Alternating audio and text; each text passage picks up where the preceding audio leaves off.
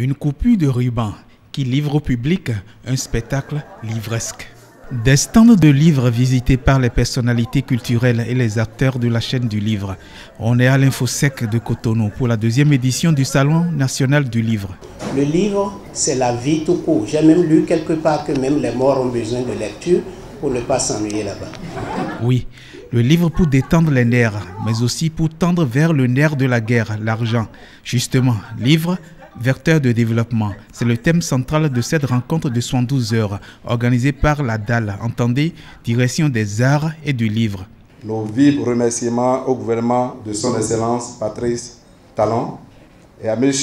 Ange Onkoé, ministre du Tourisme et de la Culture, pour leur soutien et leur volonté indispensable à l'organisation et à la réussite de ce salon. De ce marché naîtra une démarche plus résolue, laquelle nous indiquera une réelle ouverture des frontières de notre création littéraire et ainsi favorisera le plein épanouissement de nos auteurs.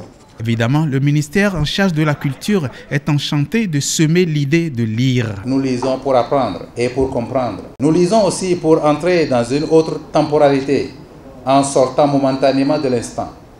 Nous lisons pour devenir de meilleurs citoyens, car plus encore que toute autre forme artistique, le livre est ferment de citoyenneté. On récolte pourtant une série d'interrogations. Comment transmettre le goût de la lecture et l'amour du livre aux plus jeunes?